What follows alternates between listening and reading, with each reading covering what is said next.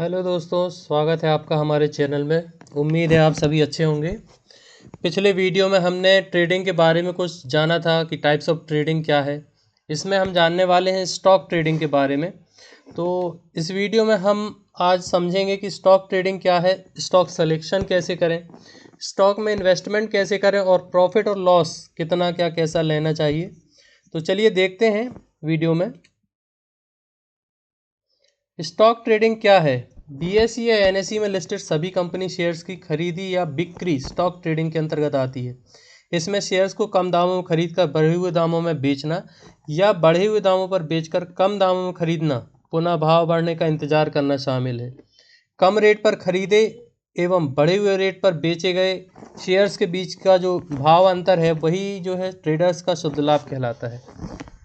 तो नेक्स्ट देखते हैं स्टॉक सिलेक्शन कैसे करें। अब स्टॉक सिलेक्शन के लिए कुछ प्रमुख बातें हैं जिन्हें जो है नियम के तौर पर हमें याद रखना होता है। तो हम देखते हैं पहली चीज़ जो है जो किसी ट्रेडर को अपने दिमाग में बैठानी चाहिए। सबसे पहली बात है कि कंपनी पर कर्ज कितना है या कितना डेब्ट है कंपनी पर। ये चीज़ अगर आप उस पर इन्वेस्ट करना चाहते हैं कंपनी पर तो आपको पता होनी चाहिए। कंपनी जिस चीज़ का व्यापार करती है उसकी भविष्य में संभावनाएं क्या है। कंपनी मान लीजिए एक टेक्सटाइल कंपनी है, टेक्सटाइल का भविष्य आगे क्या है, तो हम उस पर संभावनाएं सोच कर विचार कर अपना इन्वेस्टमेंट डालते हैं। मान लीजिए जैसे ट्राइडेंट लिमिटेड है, ट्राइडेंट जो है टेक्सटाइल से रिलेटेड कंपनी है जो बड़े बड़े होटल्स को अपना कपड़ा जो है चादर वगैरह ये चीज़ें सप्लाई करती है। तो ऐसी कंपनियों का भविष्य आगे है क्योंकि होटलिंग में अच्छा भविष्य है, तो इन जैसी कंपनियों में हम इन्वेस्टमेंट डाल सकते हैं। इस तरह और भी कंपनी के बारे में जो जानकारियाँ हैं, जैसे कंपनी की मार्केट कैपिटल कितनी है। कंपनी की मार्केट कैपिटल 3 तरह की होती है, small cap, mid cap and large cap. इन सारी कंपनीज़ की जानकारी आपको होनी चाहिए। जिस कंपनी में आप इन्वेस्टमेंट कर रहे हैं वो किस तरह की कंपनी है, शॉर्ट कैपिटल है, लॉन्ग कैपिटल है या मिड कैप है या लार्ज कैप है। कंपनी में कितने कितने प्रकार की हिस्सेदारी प्रमोटर्स, म्यूचुअल फंड और एफआईआई डीआईआई के पास है। एफआईआई फॉरेन इंस्टीट्यूट इन्वेस्टर्स हैं और डीआईआई डोमेंशियल इंस्टीट्यूशनल इन्वेस्टर्स हैं। कंपनी का प्रीवियस रिकॉर्ड, उसके स्टॉक का 1 ईयर हाई एंड लो, ये चीज़ जो है आपको ध्यान देनी चाहिए। ग्राफ पैटर्न रीडिंग नॉलेज आपको होना चाहिए। ग्राफ में कई तरह के पैटर्न्स बनते हैं।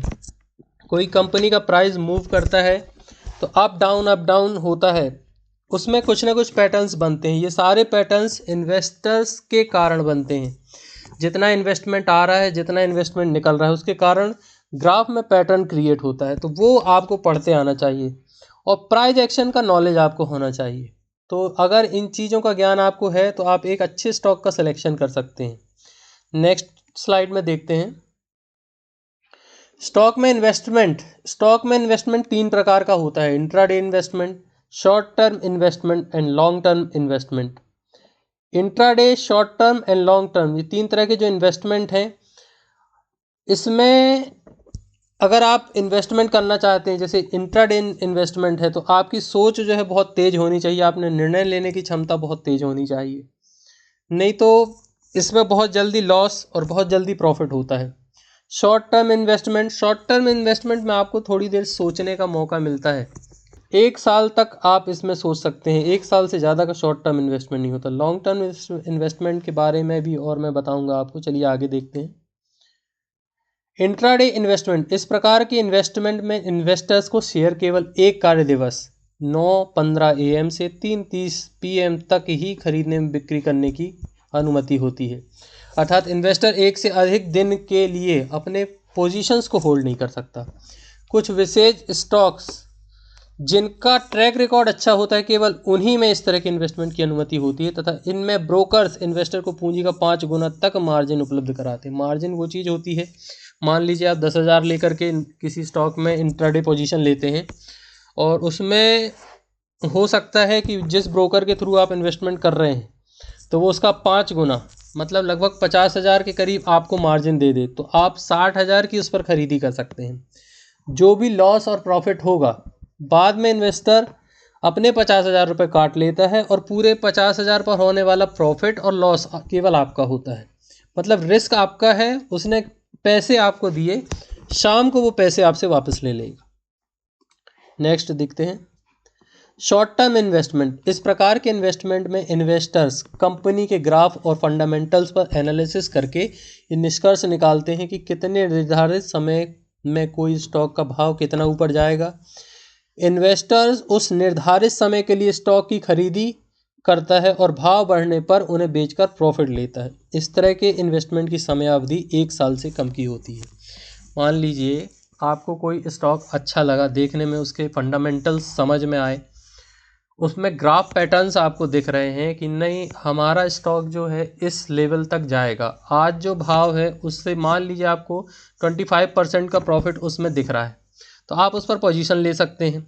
अब आप ग्राफ के पैटर्न के हिसाब से टाइम डिसाइड करेंगे और उस टाइम को जैसे ही स्टॉक उस प्राइस को छूता है तो आप उससे एग्जिट कर लेंगे, बीच का जो डिफरेंस वो आपका प्रॉफिट हो जाएगा। तो इस तरह का जो इन्वेस्टमेंट है 1 साल से ज़्यादा का नहीं होता, इसमें जो भी आप एनालिसिस निकालते हैं वो 1 साल से ज़्यादा की नहीं होती।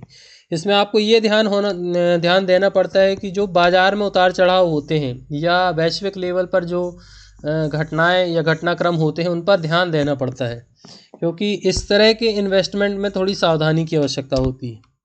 तो चलिए नेक्स्ट देखते हैं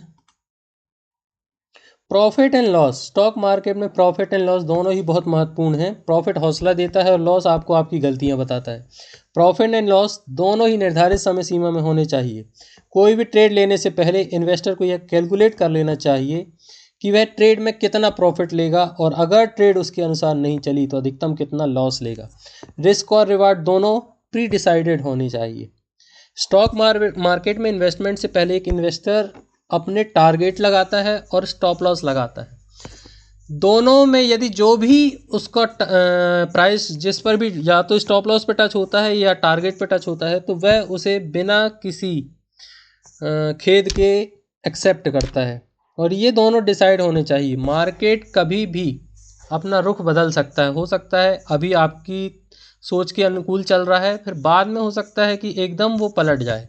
किसी वैश्विक घटनाक्रम के चलते उसमें उतार चढ़ाव आते रहते हैं और किसी बड़े घटनाक्रम के चलते मान लीजिए जैसे रशिया यूक्रेन वॉर थी, एक दिन में मार्केट 6000-7000 पॉइंट गिरा। तो इन चीज़ों का देख रेख जो है एक इन्वेस्टर को करते रहना चाहिए। चलिए नेक्स्ट देखते हैं। प्लीज़ इस चैनल को सब्सक्राइब कीजिए, आगे मैं और भी वीडियोस में आपको देता रहूँगा। मैं आपको बताऊंगा प्राइस एक्शन ट्रेडिंग, मैं आपको बताऊंगा long term trading, short term trading और इंट्राडे ट्रेडिंग। इंट्राडे ट्रेडिंग में मैं इंडिकेटर्स के बारे में आपको बताऊंगा, कैसे कोई इंडिकेटर्स काम करता है। तो प्लीज़ चैनल को सब्सक्राइब करें।